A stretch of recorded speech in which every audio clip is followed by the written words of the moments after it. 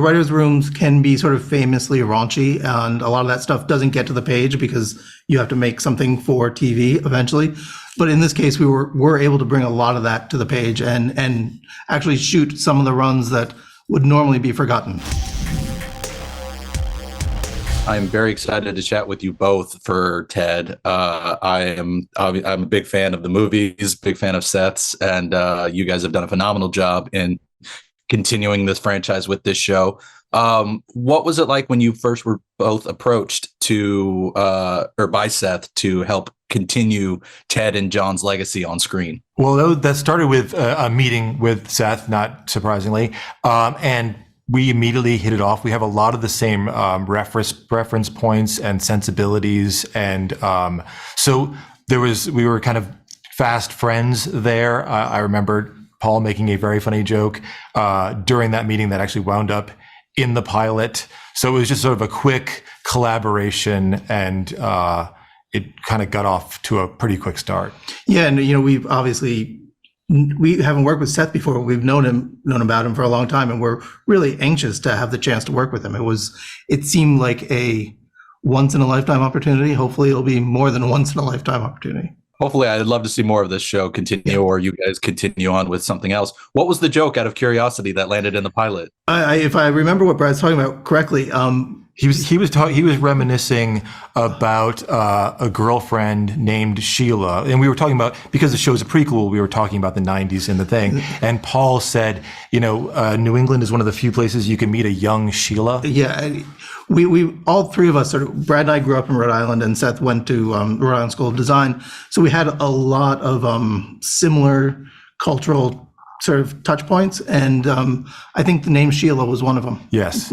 The names from New England are very specific, and I will often delight my children by just rattling off the names of people I went to school with, which don't sound anything like the names of the kids they went to school with. I love that. It reminds me of the scene in Ted where they're rattling off the white trash. Yes. So exactly. It felt like a perfect full circle moment there. Now, given that this is your guys' first collaboration with Seth, I mean, the humor is decidedly R-rated, and looking at your past filmographies, I didn't really see anything that ventured that far like Ted goes. Yeah. What was it like for you guys, taking that step further with your... That was something that attracted us to the project, and also scared us a little bit, to be honest, like working outside of our comfort zone in two ways, both in the CGI animation aspect of the show, and tonally it's very different for us, right? They're all family shows, so in a way, building them feels the same, but tonally going in this direction was new for us. People often talk about it in terms of like, oh, it's great, I no longer have to edit myself. And there's some of that, but to be honest, we've been so good at editing ourselves for so long, it felt like the opposite. Like I would have to sort of push myself to tonally meet Seth halfway, but that was part of the adjustment process. Yeah, and writers' rooms can be sort of famously raunchy, and a lot of that stuff doesn't get to the page because you have to make something for TV eventually. But in this case, we were able to bring a lot of that to the page and actually shoot some of the runs that would normally be forgotten.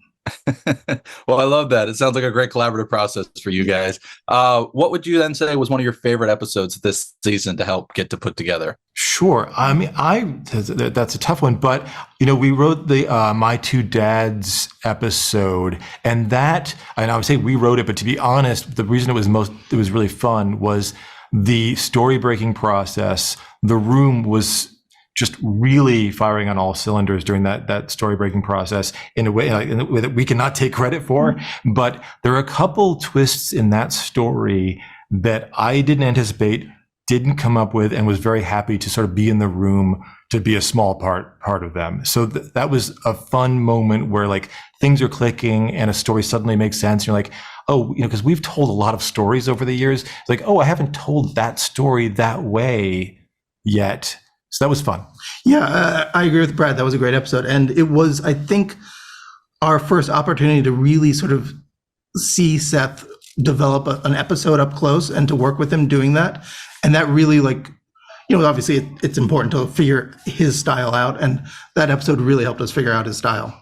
Well, it works so well. It's such a fun episode, and so congrats on that episode. Now, we mentioned it at the top, or hinted at it at the top, but I mean, do you guys have ideas, or have there been talks about a hopeful Ted season 2 in the future? We do, and I think there are a lot more stories to tell. I mean, obviously, you've got a teenage kid and in this family in the 90s in Boston, and we've only made 7, 8 episodes.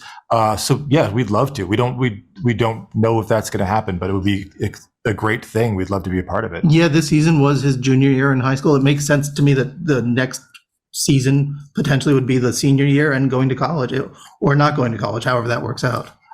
It also is, it is a labor of love for Seth, but he's very hands-on, and it is an intense show for him. So he's in the writer's room the entire time. He's directing, he's acting, he's like, it's a lot of things. So there's certainly, it's a laborious process. So that might be the reason we might not see anything too soon. Well, even if it doesn't come soon, I hope it comes in the first place, because I'd love to see it. But in the meantime, I really look forward to spreading the word about this show. So thank you guys so much for taking the time. I greatly appreciate it. Oh, thank you. Thank you.